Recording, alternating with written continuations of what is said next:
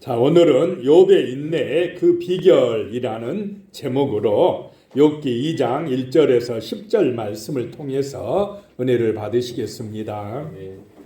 한 목사님의 글에서 읽었습니다. 인간인 이상 고난은 불가항력적이다 라고 하는 것입니다. 고난은 인생의 절대 조건이다 하는 것입니다. 하늘의 햇살과 내리는 비처럼 고난도 사람을 가리지 않는다는 것입니다. 작게는 감기로부터 크게는 죽음에 이르기까지 선한 사람이라고 비껴가지 않는다라고 하는 것입니다. 예수님도 고난을 받으셨습니다. 오늘 말씀에서 우리는 하나님께 칭찬을 받은 욥이 고난을 받게 되는 것을 보게 됩니다. 그래서 고난을 받는다고 해서 저 사람이 무슨 죄가 있기 때문에 그러느냐 이렇게만 생각하면 안 된다라고 하는 것입니다. 첫 번째, 시험하는 자가 있다는 것입니다. 우리를 유혹하는 자, 넘어뜨리려고 시험하는 세력, 어둠의 세력, 악한 영이 있다라고 하는 것입니다. 1절 말씀에 보면 또 하루는 하나님의 아들들이 와서 여호와 앞에 서고 사탄도 그들 가운데에 와서 여호와 앞에 서니 그랬습니다. 또 하루는 하나님의 아들들이 왔다는 것입니다. 여기서 하나님의 아들들은 천사들을 말합니다. 이 천사들이 하나님께 보고하려고 하늘 보좌 앞에 왔다라고 하는 것입니다. 여기서 하루라는 표현은 고난의 돌발성을 의미합니다. 자, 고난이 나 언제 고난 갈게 하고 전화하고 옵니까? 어느 날 갑자기 오는 것입니다. 예측할 수 없습니다.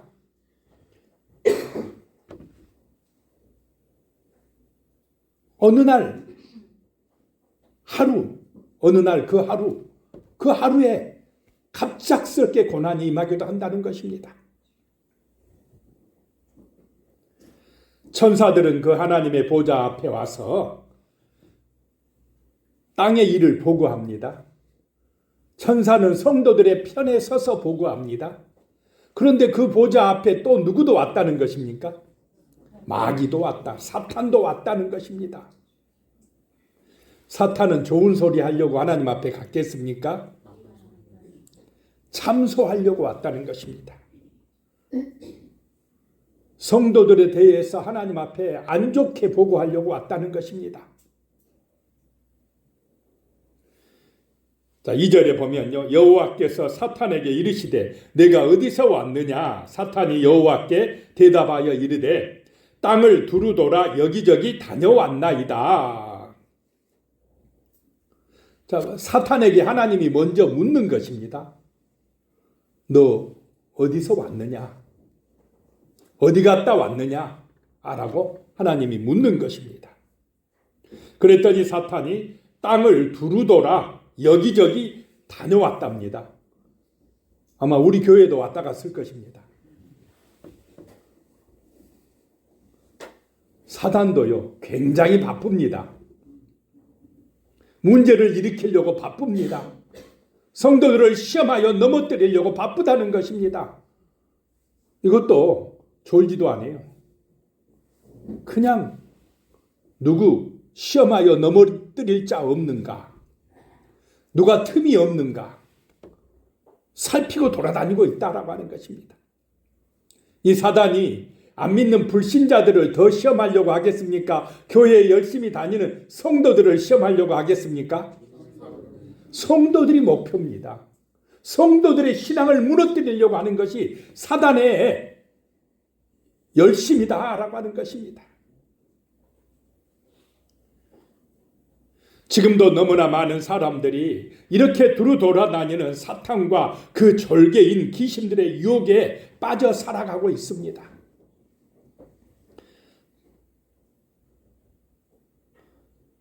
많은 사람들이 사단이 만든 수많은 문제들 가운데에 빠져서 고통받고 있다라고 하는 것입니다.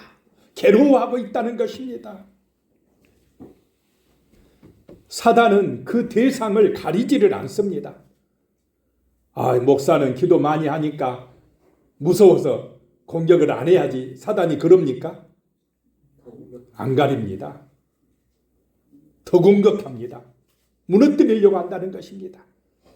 그래서 우리는 정신을 차리고 깨어 있어야 됩니다. 기도하고 있어야 된다는 것입니다. 영적으로 무장하고 있어야 된다는 것입니다. 베드로전서 5장 8절에요. 근신하라 깨어라 너희 대적 마귀가 우는 사자같이 두루다니며 삼킬 자를 찾나니 라고 말씀합니다. 근신하라는 것입니다. 정신을 차리라는 것입니다. 깨어라 이 말은 졸지 말라는 것입니다. 졸다가 사고 나는 경우가 얼마나 많습니까? 신앙생활에도 근신하고 깨어 있어야 됩니다. 그래야 실족하지 않는다는 것입니다. 이렇게 그리스도인들이 근신하고 깨어 있어야 하는 이유는 대적 마귀가 우는 사자같이 돌아다니고 있기 때문이라는 것입니다. 이 마귀를 베드로 사도는 이 우는 사자, 배가 고파서 그냥 짐승을 잡아먹으려고 으르렁거리며 돌아다니는 사자에 비유하고 있는 것입니다. 누구를 잡아먹으려고 이렇게 돌아다닌다고요? 우리를 삼키려고, 우리 영혼을 사냥하려고, 우리를 무너뜨리려고, 우리를 지옥으로 끌게 가버리려고 이렇게 지금도 으르렁거리면서 돌아다니는 보이지 않는 악한 사단의 세력이 있는 줄로 우리가 믿으시기 바랍니다. 이걸 잊어버리면 안 된다는 것입니다. 그 대적 마귀와 우리는 싸워야 된다는 것입니다. 그 마귀의 유혹과 시험을 물리쳐야 된다는 것입니다. 자, 이 시험하는 자의 유혹에 넘어가지 않도록 깨어있는 근신하는 우리 성도님들 되시기를 축복합니다. 아멘. 자, 두 번째 생각할 것이요. 내 소유물이 아니라는 걸 기억해야 됩니다. 내 소유물이 아니라는 것입니다. 마귀는 자꾸 내가 가진 것을 누구 것이라고 이야기합니까? 내 거라고 합니다. 내 거라고. 너 내 말만 잘 들어봐. 부자 되게 해줄게. 너 내가 시킨 대로 해봐. 그러면 너 하나님같이 될 거야. 이렇게 유혹하고 시험합니다. 그런데 성경은 하나님은 모든 만물의 주인이 우리 인간이라고 합니까? 창조주 하나님이라고 말씀하십니까? 하나님이시다라고 말씀합니다. 내가 주인이라고 생각하는 것은 사단의 유혹에 넘어간 것입니다. 하나님이 주인이라고 믿고 인정하는 것이 예배하는 삶이요, 그것이 구원의 삶이다 라고 하는 것입니다. 세상을 따라가면 안 됩니다.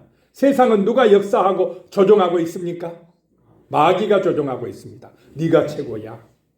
네가 다 가지면 돼. 네가 제일 높아져야 돼. 이게 사단의 작전입니다. 그러니까 우리는 세상과 반대로 가야 됩니다. 내가 주인이 아니야. 나는 청직이야. 나는 하나님의 것을 잠시 맡아서 관리하는 하나님의 사람이야. 그래서 나의 삶은 하나님께 영광 돌려야 돼 라고 하는 이런 자세로 살아가면 우리의 삶이 아름다워질 줄로 믿으시기 바랍니다. 아멘. 그렇게 사는 사람이 욥이다 라고 하는 것입니다. 우스 땅에 욥이라는 사람이 살고 있었습니다. 욥은 온전하고 정직하여 하나님을 경외하며 악에서 떠났다라고 말씀하고 있습니다.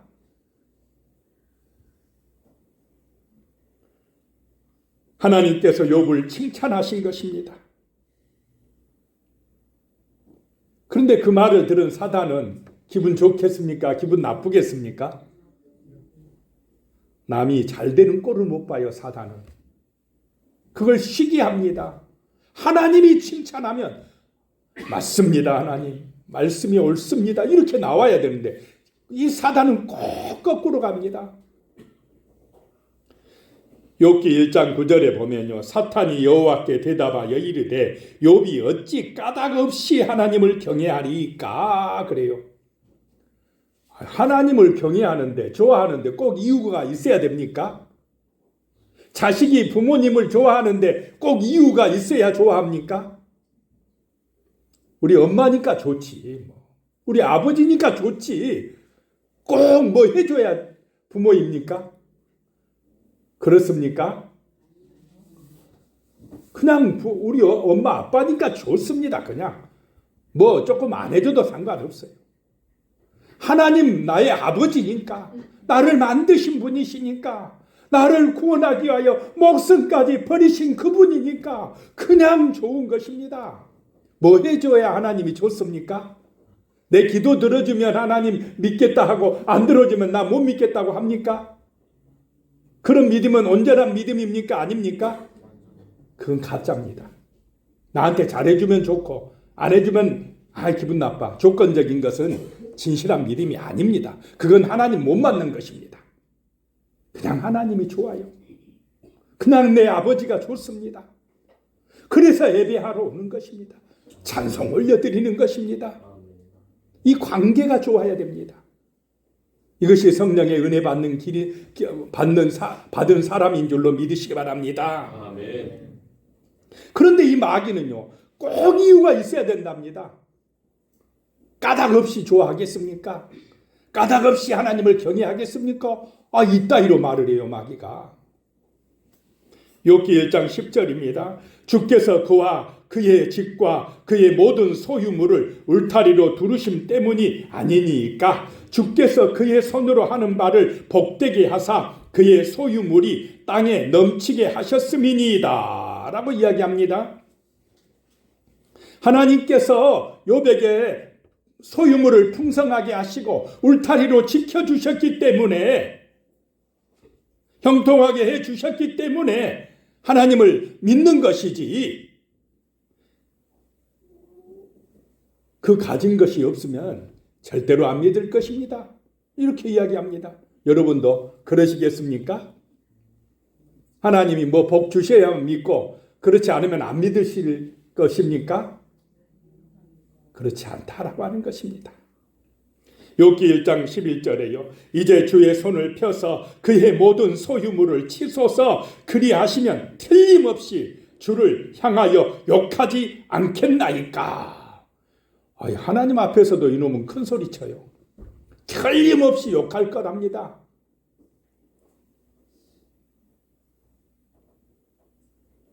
틀림없다고 할 때에 틀릴 가능성이 많습니다. 진짜라고 강조하는 사람일수록 가짜일 가능성이 많습니다. 진짜는 진짜라고 막 그렇게 말하지 않습니다. 마귀는 틀렸습니다. 마귀는 거짓됐습니다.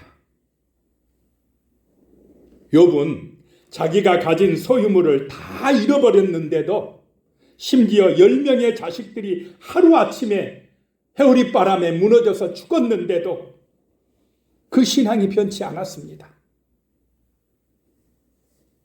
욥은 내가 모태에서 나올 때에 빈손 들고 나왔으니 또한 빈손 들고 돌아가는 것이 마땅하다고 고백합니다. 주신 이도 여호와시요 거두신 이도 여호와시오니 여호와의 이름이 찬송을 받으실지어다 라고 고백을 합니다. 욥은 내 소유가 아닌 것을 알았습니다. 그래서 사단의 시험을 이긴 것입니다. 내 것입니까? 마귀는, 세상은요, 내 것이라고 가르칩니다. 그래, 네 돈이야, 네 생명이야, 너의 자식이야, 다 내 것이야 그래요. 내 것입니까? 나를 자랑해야 됩니까? 그것은 사단의 작전이라는 것입니다. 그래서 세상의 배후에는요, 마귀가 역사하고 있다는 것입니다. 내 소유물이라고 하면 내 것이라고 가르칩니다. 그런데 성경은 하나님의 것이라고 가르치는 줄로 믿으시기 바랍니다. 하나님이 주신 것이라는 것입니다. 주신 이도 하나님이시오 걷어가신 분도 하나님이시다는 것입니다. 원래 내 것이 아닌데 내가 원망하고 불평할 수 없다는 것입니다. 마음이 아프고 힘들지만 그 자식을 하루아침에 10명의 자식을 잃어버린 그 아버지의 마음, 어머니의 마음은 얼마나 가슴 아프겠습니까? 그런데 원래 내 것이 아니고 하나님이 주셨는데 하나님이 이제 가져가셨다는데 내가 뭐라 할 수 있겠느냐라고 하는 것입니다. 그런 순간에도 하나님 예배 받으시옵소서, 하나님 찬송 받으시옵소서, 모든 것이 아버지의 선하신 뜻대로 이루어질 것을 믿습니다라고 엎드린다는 것입니다. 원망하고 불평하는 것이 아니라 내 것 왜 가져갔느냐고 따지는 것이 아니라 원래 하나님의 것인데 나는 빈손 들고 왔다가 빈손 들고 가는 인생인데 하나님이 가져가셨는데 내가 뭐라고 할 수 있겠습니까? 그러면서 그냥 하나님 앞에 엎드린다라고 하는 것입니다. 3절에 보면요, 여호와께서 사단에게 이르시되 내가 내 종 욥을 주의하여 보았느냐? 그와 같이 온전하고 정직하여 하나님을 경외하며 악에서 떠난 자가 세상에 없느니라. 내가 나를 충동하여 까닭없이 그를 치게 하였어도 그가 여전히 자기의 온전함을 굳게 지켰느니라. 사단아, 너 똑똑히 봤지? 소유물을 빼앗아가면은 나를 거역하고 배반할 거라고 욕할 거라고 했지. 너 어떠더냐? 시험해 보니까 내 말이 맞냐? 맞았습니까? 틀렸습니까? 틀렸다는 것입니다.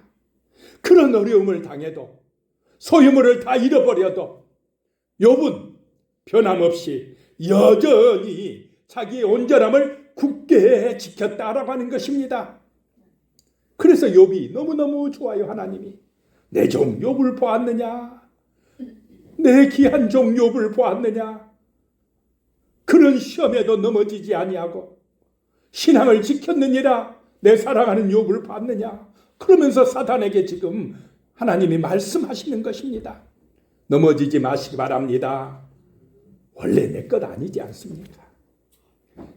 많이 가졌을 때나 좀 잃어버렸을 때나 변함없이 언제나 하나님은 내 아버지가 되시기를 축복합니다. 원래 내 것이 아니라는 것입니다. 내 소유물이 아니라는 것입니다.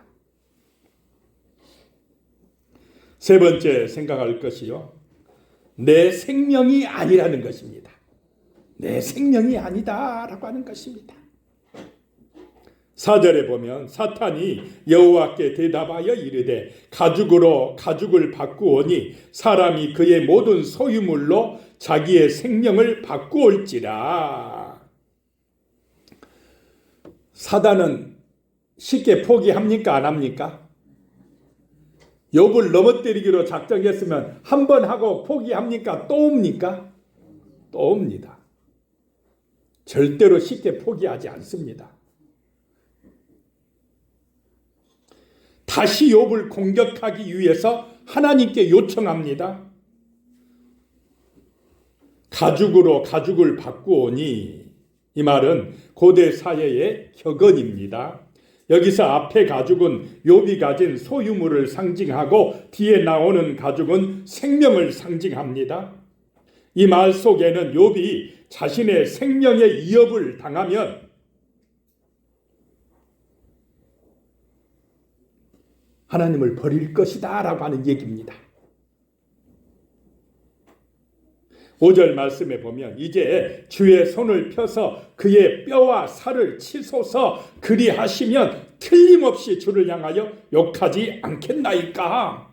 아까도 틀림없이 그러더니 아까는 어땠습니까? 소유물을 빼앗아가면 틀림없이 욕할 것이다 그러지 않았습니까? 그랬더니 하나님 한번 해봐라 허락을 했다는 것입니다. 마귀는 하나님의 허락하심 속에서 움직이는 줄로 믿으시기 바랍니다. 우리를 믿기 때문에 시험을 허락하는 것입니다. 또 우리가 이길 수가 있습니까? 없습니까? 마귀를? 누구의 힘으로요? 예수님의 힘으로, 예수님의 이름으로 그 말씀의 능력으로 이깁니다. 내 힘으로 이기는 게 아니다는 것입니다. 그래서 그 믿음의 시험을 하나님이 허락한다는 것입니다.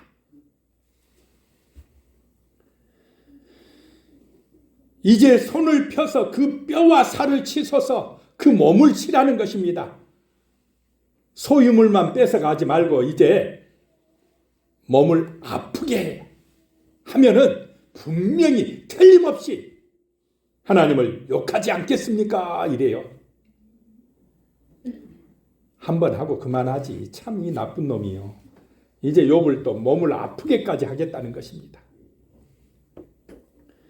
첫 단계 시험이 가축, 양이나 낙타나 소나 나귀, 또 자녀들, 종들, 재물들 다 빼앗아 갔는데 그거 가지고는 또 안 된다고 이번에는 두 번째 시험, 욥 자신의 육체를 치겠다는 것입니다.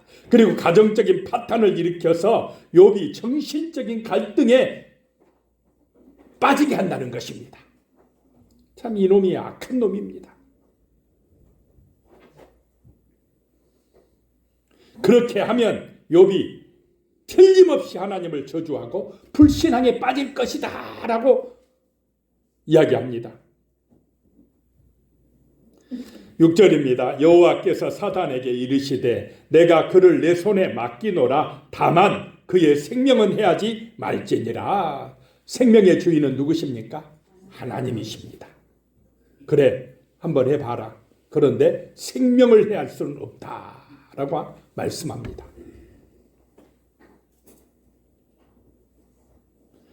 생명의 주인은 인간도 아니고 마귀도 아닙니다. 우리는 이 사실을 잊지 말아야 됩니다. 하나님이 주인이신 줄로 믿으시기 바랍니다. 아멘. 7절에요. 사단이 이에 여호와 앞에서 물러가서 욥을 쳐서 그의 발바닥에서 정수리까지 종기가 나게 한지라 그랬습니다. 종기 하나만 나도 어떻습니까? 얼마 가렵고 힘듭니까? 피부병 어디 조금만 힘들어도 얼마 힘듭니까? 그런데 머리끝부터 발끝까지 온 몸이 악창으로 종기로 그냥 가득해가지고 진물이 질질 흘리고 가렵고 하면 얼마나 힘들고 괴롭겠습니까? 또 그런 병에 걸리면은 동네에서 같이 살 수가 없어요. 쫓겨납니다. 정말로 힘든 상황에 빠졌다라고 하는 것입니다. 감당할 수 없는 고통이 임한 것입니다. 8절에요. 욥이 제 가운데에 앉아서 질그릇 조각을 가져다가 몸을 긋고 있더니 그랬습니다. 제 가운데에 앉았다라고 하는 것입니다. 여기서 쟤는 쓰레기더미라고 합니다. 그는 이미 재앙을 받아 쓰레기 같은 육체를 가졌으며 사회로부터 냉대와 거절을 받는 신세가 되었다라고 하는 것입니다. 얼마나 몸이 가려운지 질그릇 조각을 가져다가 막 피가 질질 흘리도록 긁는다는 것입니다. 하나님을 잘 믿는 욥의 신세가 하루아침에 이런 거짓 신세가 되었고 정말 완전 중환자 신세가 되었다라고 하는 것입니다. 9절입니다. 그의 아내가 그에게 이르되 당신이 그래도 자기의 온전함을 굳게 지키느냐? 하나님을 욕하고 죽으라. 아예 믿었던 아내까지도 어떻게 합니까 이제? 이 아내의 심정도 이해가 됩니까? 안 됩니까? 하루아침에 자식 10명이 죽었고 있는 재산도 다 날리고 남편까지 지금 온몸에 악창이 돋아가지고 죽어가고 있는데 이 여인의 마음 얼마나 아프고 힘들겠습니까? 욥의 아내는 깊은 절망과 좌절에 부딪혀서 이런 말을 하는 것입니다. 당신이 지금껏 신앙을 지켜왔으나 무슨 소용이 있습니까? 그 결과가 현재와 같은 비참한 상태에 빠진 것 아닙니까? 그러한 하나님이라면 더 이상 믿을 필요가 없다는 것입니다. 차라리 하나님을 욕하고 죽으라는 것입니다. 같이 죽자는 것입니다.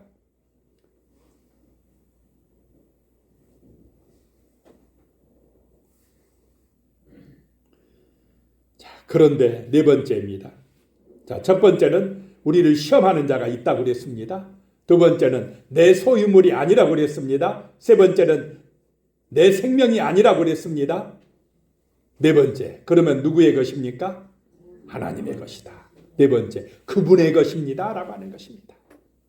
모든 것은 그분의 것입니다. 인정하든 하지 않든 모든 것의 주인은 그분, 하나님이신 줄로 믿으시기 바랍니다. 아멘. 그분의 것입니다. 10절입니다. 그가 이르되 그대의 말이 한 어리석은 여자의 말 같도다.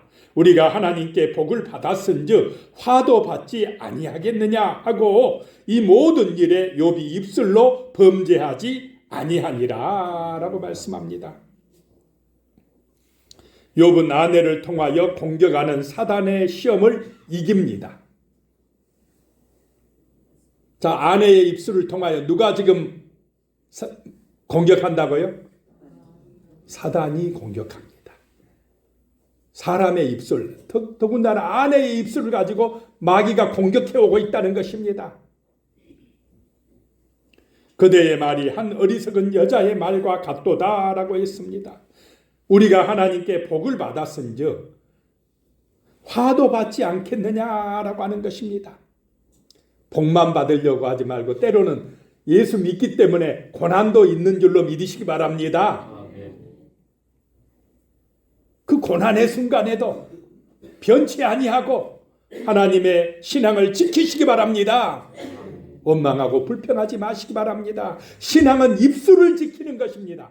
지난 시간에 말씀드렸죠. 마음의 전쟁터, 그 다음에 두 번째 입술의 전쟁터, 그 다음에 선택의 전쟁터라고 그랬습니다. 입술을 지켜야 됩니다. 근데 욥의 아내는 입술을 뺏겨버렸습니다. 입술의 전쟁에서 마귀한테 져버렸습니다.